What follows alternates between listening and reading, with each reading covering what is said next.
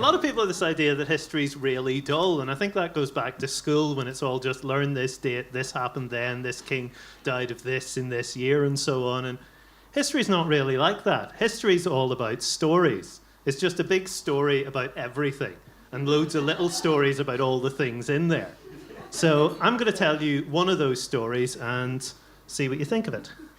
So if you've been to Phoenix Park, you'll probably seen this. It's the visitor centre up by the North Gate.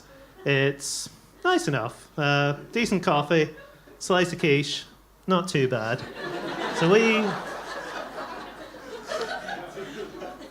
So there's a exhibit inside, fairly standard, Dublin through the ages. Thing most people remember it for is these two, because the number of people who walk past those and just go, whoa! They're life-size yarn sculptures. I don't know who thought that was a good idea. But as you're leaving, you might spot this peeking out around the trees. Now, it's a bit unusual. If you know anything about castles, you'd look at that and you'd go like, well, that's a very old-fashioned design, but it doesn't look as old as it should. And that's Ashtown Castle. And it's got a bit of an interesting story behind it. Now, the first thing about actually I went on a slide too early. First thing to know about Ashtown Castle is what we don't know about it.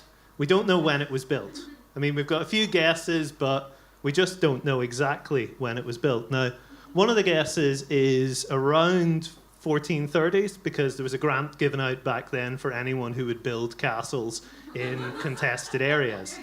But the thing with that is it's kind of unlikely that it was built back then, because these are the guys who owned Ashtown. The Crutched Friars, Fratres Cruciferi. So they were a monastic order. They built the first hospital in Dublin back in the 12th century, and they weren't really the sort to go in for building castles. So they owned the land all the way through the 13th, 14th, 15th centuries. 16th century, this guy comes along, and that is Henry VIII. Now, Henry VIII is the guy who broke the Church of England away from the Catholic Church. And a few years after he'd done that, he decided, all these monasteries, it's not right to have monasteries. It's not right to have monks and nuns. And coincidentally, they've all got this valuable land all around the country that would go a good way towards settling all my debts. So Ashtown wound up being confiscated off the monks, being sold off, and we don't know who bought it, but we do know that by 100 years later, in the 1640s, it was owned by a man named John Connell, and he had the castle on it. So at some point in those few hundred years, the castle got built. Now, John's actually the ancestor of Daniel O'Connell, who I think you've probably heard of. You've got some roads around here named after him. Yeah. So about 20 years later, John sold the castle off to this guy, James Butler, the Duke of Ormond. Now, James was the head of the king's armies in Ireland in the 17th century, which basically meant he started out fighting Catholic rebels, then allying with Catholic rebels against the Cromwell's forces, and then after the king got restored to the throne, going back to beating up Catholic rebels. So, not a hugely popular guy in Ireland, but he did give us one thing that a lot of people in Dublin would be fairly grateful for. Phoenix Park. So he set up Phoenix Park as a deer hunting park for the king. And it's called Phoenix Park because there was a house in the original plot of land that had burnt down and been rebuilt, so people called it the Phoenix, and then just named the park after it. That's, can't all be exciting stories, but it's a story. Yep. So Ashtown was built as well because just to add into the lands for the park, and Ashtown Castle became one of the residences for the rangers who kept poachers out of the park. And then by the 18th century, deer hunting wasn't really fashionable anymore. And so this guy came along. This is the Earl of Chesterfield, who was the Viceroy of Ireland. And he decided to open the park up to the public and make it into a public park like it is today. Now, Southside, this guy, a couple of interesting stories about him. The first time he gave a speech as an MP in the Houses of Parliament, and tradition is in the Houses of Parliament, when you give your first speech, it's called your maiden speech, no one's allowed to interrupt you. So he gets up, talks for about 15 minutes, sits down, someone else stands up and goes, that was a really good speech. But you're under 21 and it's illegal for you to speak in the Houses of Parliament, so you've got a 200 quid fine and get out. So went off to Paris for a year, came back. So the other story is that when he was Viceroy of Ireland, he came up with his own version of the peasants are revolting joke, which was one of his servants woke him up and said, sir, the Jacobites are rising. And he said, oh, I should be rising myself. It's 10 in the morning. Chesterfield Avenue through the centre of the park is named after him. Now, the buildings that were in the park all got turned over for public use and so on.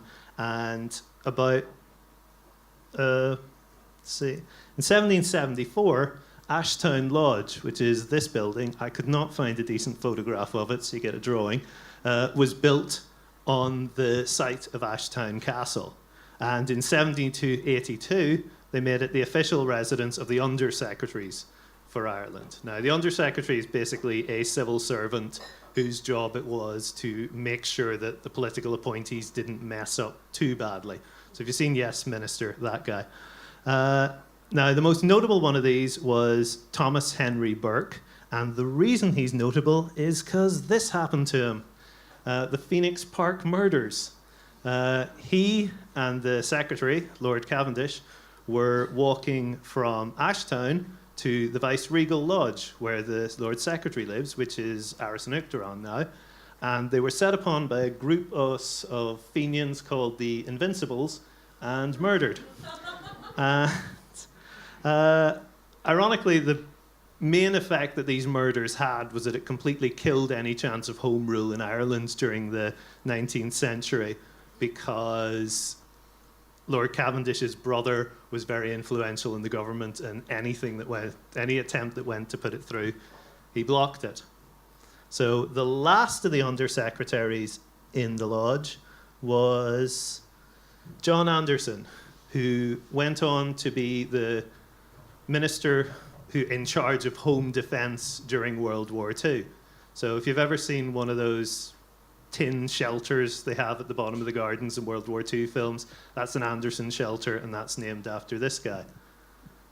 So he got kicked out because Ireland became independent and we didn't have undersecretaries anymore. So the next resident of the lodge was the American ambassador, and that is actually the lodge in the background, and that's him and his family. He left after a few years, and the 1934 Paschal Robinson, the papal nuncio, moved in. Now that's Paschal on the left in the picture. This was actually a fairly controversial photograph because the man kissing his ring is the German ambassador, and in 1934 Germany was controlled by the Nazis. So when this picture was published in the paper, he got called back to Berlin and told, you're not an ambassador anymore. It's unbecoming conduct. Not good. The last of the papal nuncios to live in there was Gaetano Alibrandi, who was actually in there right up until the 1980s. Now, he was a fairly controversial figure, not hugely friendly. He was very pro-IRA during the Troubles, which got him into a lot of arguments with the government. We've had equal marriage recently. He was against Protestants and Catholics getting married. He didn't want that to be legal. And it actually wasn't, and then he tried to block it when they made it. And in recent years, there have been all kinds of stories coming out about people coming to him and telling him such and such a priest is messing around, and he was going like, I don't care. So he actually retired in 1989, and it actually came out about 4 years ago that the reason he retired was the Irish Tax Office came to see him and said, you've got this a whole bunch of different bank accounts around Dublin. You've got all this money in them. So we kind of need to know where it came from. And he said, it's family money. I'll have it out. And basically closed the accounts down and was gone within a week. So, yeah, not sure we'd get away with that. So when he moved out, the next papal nuncio didn't want to live in Ashtown Lodge anymore because it was old, it was damp, it had dry rot. So the government decided, well, we can't restore it. So they decided they were going to demolish it. And when they demolished it, or when they went to demolish it, they got a bit of a shock because it turned out that Ashtown Castle had actually been built, was still standing. They just built the house around it. So it was like a time capsule. So that's why it looks so incredibly well preserved. It's basically had about 200 years protection from weathering. So that's the story of Ashtown Castle. And so now you know a wee bit of history, and her story, and their story, and my story, and your story. And I hope this inspires you to go out and find some stories of your own. And if you find them, I hope you'll share them with me. Thank you.